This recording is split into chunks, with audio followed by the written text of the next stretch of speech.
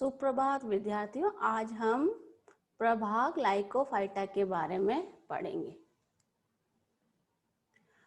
प्रभाग लाइकोफाइटा ये टेरिडोफाइट का एक डिवीजन है, जिसे कि जो पौधे होते हैं उनका अगर हम इतिहास के बारे में बात करते हैं तो ये पैलियोजोइक से वर्तमान तक चल रहा है। इनका इतिहास ये पैलियोजोइक में उत्पन्न हुए थे और कार्बोनिफेरस काल में भूमंडल पर समूह के अनेक वृक्ष के समान बड़े बड़े पादप थे, जैसे लेपिडोडेंड्रोन है, सिजिलेरिया है। इस प्रभाग के जो जीवित वंश जो हम देखते हैं अभी वो है लाइकोपोडियम, फिलोग्लोसम, स्लेजिनेला व आइसोइटिस। इस समूह के अगर हम मुख्य लक्षण देखते हैं तो वो लक्षण निम्न है।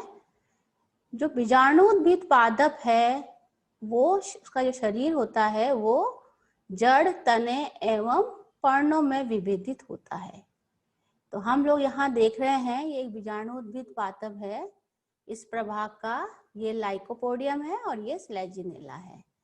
तो बीजाणुउद्भिद पादप हम लोग जो पादप होता है उसकी बाहरी जो आकार की जो हमें दिख रही है ये हमें इसमें हम लोग आराम से बीजाणुउद्भिद पादप को हमें इसमें तब इसके जड़ें दिख रही है, तने दिख रहे हैं और जो पत्ते हैं वो हमें इसमें जो ये देखिए पत्ते हैं ये हम आराम से इसमें देख सकते हैं। पर इन पौधों में पर्ण सरल व लघुपर्णी होती, तो इनकी जो पत्तियां होती है वो बहुत ही सरल होती है और इनकी जो पत्तियां होती है लघुपर्ण मतलब आकार में छोटी होती है। तने के उसके संदर्भ में अगर हम बात करते हैं तो यहाँ देखिए जो पत्तियां हैं सरल है एकदम से और बहुत ही छोटी है। ये तना है इसका और यहाँ भी देखिए जो तना है, जो पत्तियां हैं उनके अगर हम बात देखते हैं तो उनका आकार पत्तियों का छोटा होता है। कुछ जीवाश्मी वंशों में ये लंबी होती है। प्रत्येक पर्ण में एक अशाखित हम लोग देखते हैं कि ये जो होती है पर्ण होती है ये लंबी होती है और जो जीवाश्म पादप है उनमें लंबी मिलेगी। इस समूह में प्राय ठोस रम पाया जाता है, परंतु कुछ जीवाश्म पादपों में नाल रम भी मिला है। तो इस समूह के अगर हम रम की बात करते हैं तो रम कैसा होता है? ठोस रम पाया जाता है। तो ठोस रम में क्या होगा? बीच में उसके क्या होगी? ठोस क्या होगा? जाइलम होगा, उसके चारों तरफ फ्लोएम होगा, फिर उसके अंदर परिरम होगा, अधिचर्म होगी, वलकूट होगा और बाहरी त्वचा होगी। तो इसके अंदर मज्जा अनुपस्थित होती है। जबकि अगर हम नाल रम की बात करते हैं तो उसके जो जाइलम है बीच में उसके मज्जा उपस्थित होती है, उसके बाहर जाइलम होता है, फ्लोएम होता है, परिरम होता है, अंतःत्वचा होती है, वलकुट होता है और बाहरी त्वचा होती है। द्वितीय वृद्धि इस प्रभाग में के जो पादप है उनमें अनुपस्थित होती है, प्राय देखी गई कि उनमें नहीं पाई जाती है। इसमें सिर्फ एक है आइसोटीस है, उसमें हम लोग कुछ असंगत द्वितीय वृद्धि देखते हैं। जो बीजाणु धानियां होती है वो कैसी होती है? इस प्रभाग के अंदर एकल होती है तथा बीजाणु पर्णों की अव्यक्त सतह पर पाई जाती है। तो ये यहाँ हम देख रहे हैं कि ये बीजाणु धानियां है। ये जो बीजाणु धानियां देख रहे हैं यहाँ पे है, ये है बीजाणु धानियां और यहाँ पे नीचे की तरफ बीजाणु धान दिखेंगी। तो ये बीजाणु धानियां वो एकल होती है। ये जो बीजाणु पर्ण है जिसके कि अंदर ये बीजाणु धानी मिलती है, इसको बोलते हैं बीजाणु पर्ण। इसकी अव्यक्त ऊपरी सतह पर पाई जाती है। अधिकांश पौधों में बीजाणुपर्ण शाखाओं के शीर्ष पर सहंत या स्लत स्ट्रोबिलस या शंकु बनाते हैं। तो अगर हम इन पौधों को देखते हैं तो जो बीजाणुपर्ण है वो शाखाओं के कहाँ पे आ रही है? शीर्ष पर।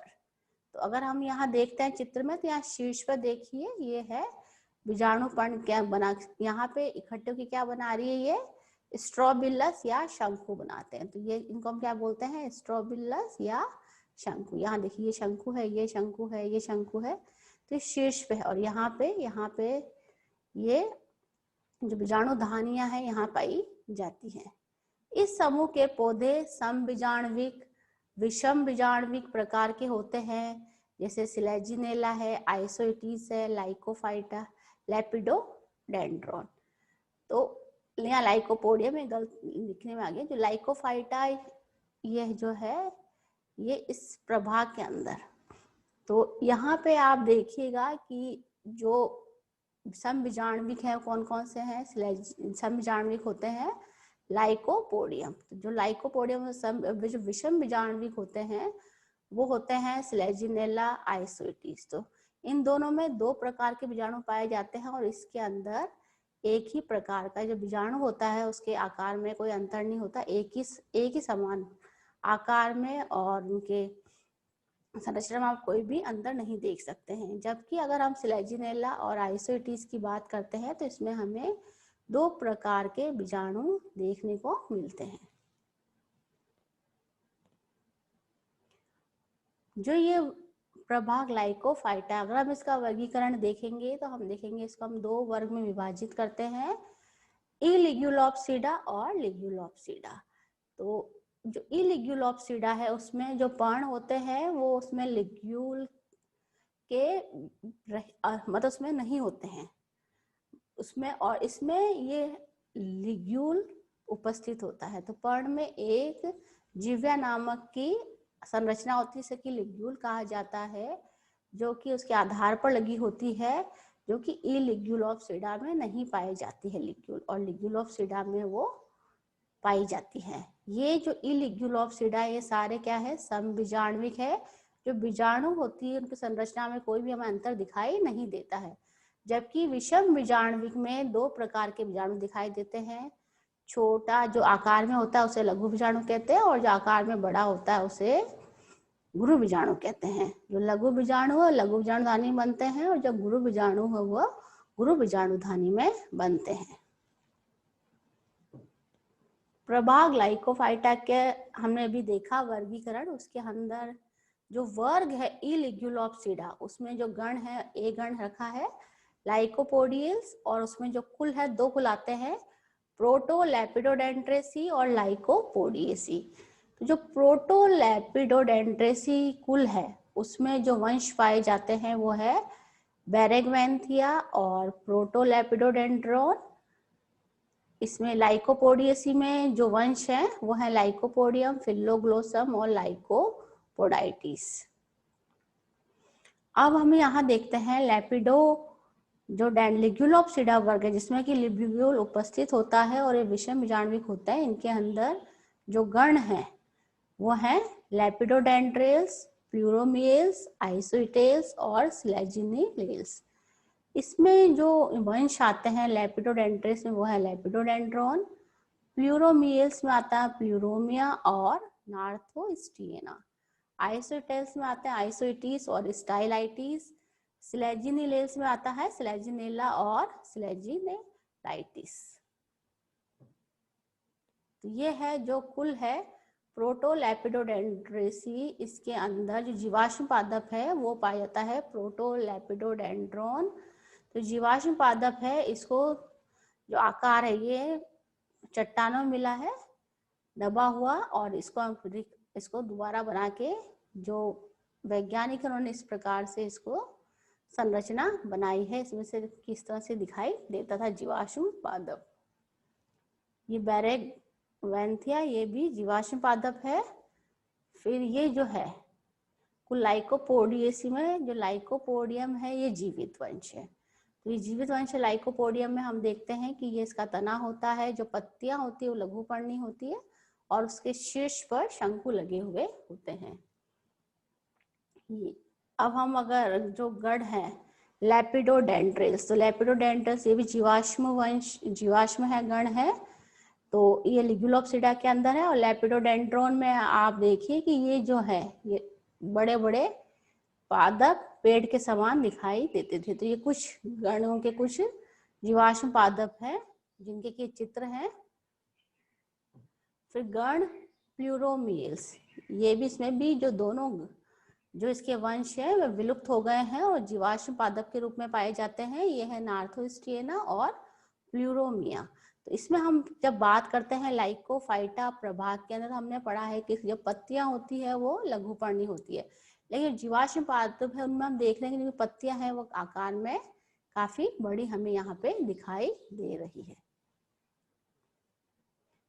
अब जो गण स्लेजिनेलेस है उसमें है एक ही कुल है स्लेजिनेलेसी, और उसमें जो वंश है वो स्लेजिनेला है और स्लेजिनेलाइटिस। तो जो स्लेजिनेला है वो जीवित वंश है, और जो स्लेजिनेलाइटिस है वो विलुप्त है, जीवाश्म पादप के रूप में पाया जाता है। तो स्लेजिनेला है उसमें ये स्लेजिनेला की चित्र है, और इसमें हम देख रहे हैं पत्तियां दिखाई दे रही है, इसमें हमें ये मूलाभास दिखाई दे रहे हैं, इसका तना है, और ये पत्तियां इसमें दो प्रकार की होती हैं, और ऊपर इसके शंकु लगे हुए हैं।